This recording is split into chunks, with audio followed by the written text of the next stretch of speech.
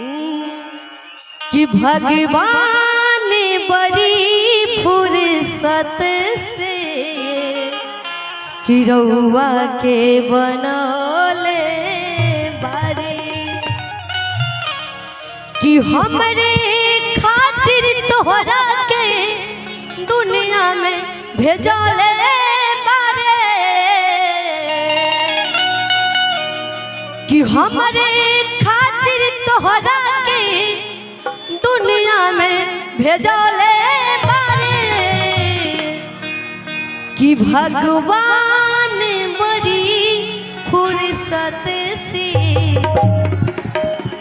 कि रउआ के बनौले भैया। चाहेंगे अपने अपने मोबाइल के बाद लाइट बारिएगा तो सभी को एक बार लाइट बारिएगा, एक बार सभी को एक बार बारिएगा पीछे से, बस इतना ही गोरा। सभी जिनके पास मोबाइल है सभी को बारिएगा कि भगवान बड़ी फुर्सत से रउआ के बनौले बारे। भगवान बड़ी फुर्सत से रउआ के बनौले बारे। हमरे खातिर तोहरा के दुनिया में भेजले बारे। हमरे खातिर तोहरा के दुनिया में भेजले बारे। अच्छा मोबाइल किनके पास हाथ उठा के बैठाई थे मोबाइल बाटे तेरे वाले लाइट जलाई तो मोबाइल की निकाल के दे। बस एक ही गोरा जिनका पास मोबाइल के लाइट जलाई कि भगवान बड़ी फुर्सत से रउआ के बनौले बारे। भगवान बड़ी फुर्सत से तोहरा के बनौले बारे। ओहो ताली बजा के वाह जिया ताली ओहो वाह तू चीज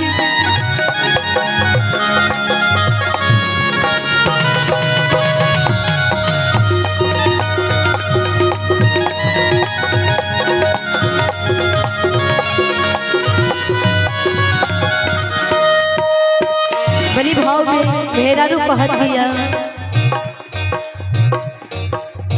उठबा तोहार जैसे भोर के किरनिया अखिया न प्यार के समाइल बदुनिया।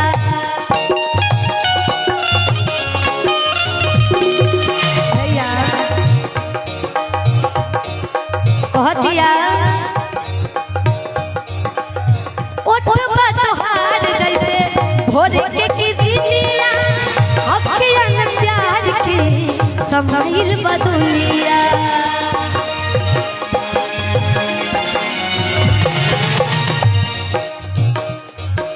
हमरे खातिर तोहरा के दुनिया में भेजले बारे।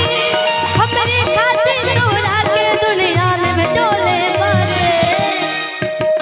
का हो भगवान बड़ी फुर्सत से रउआ के बनौले बारे।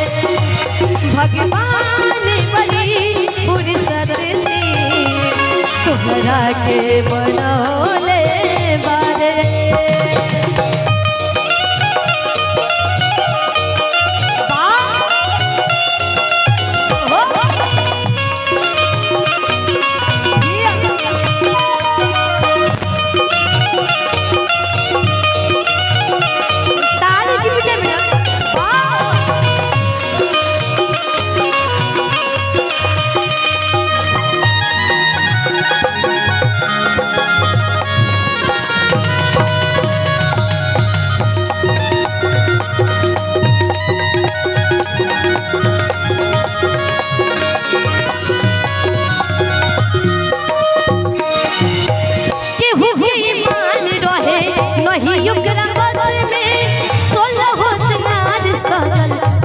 है बरिस में।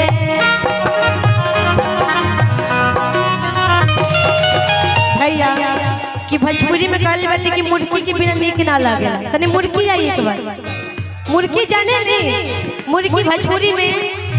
हाँ मुर्गी मारी तो ताली बजाई ना आई तने मुर्गी में भैया।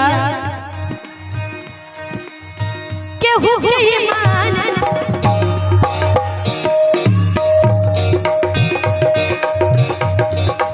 ए धैले रही कहत या बड़ी भाव में कहत या उरतिया। केहू के ईमान रहे नहीं ओकरा बस में, 16 सिंगार सजल सुरहे बरिस में।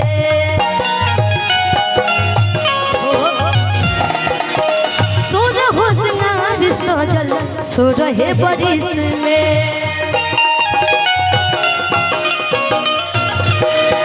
हमरे खातिर तोहरा के दुनिया में भेजोले बारी, हमरे खातिर तोहरा के दुनिया में भेजोले बारी। भगवान बड़ी फुर्सत से तोहरा के बनौले बारे। भगवान बड़ी फुर्सत से तोहरा के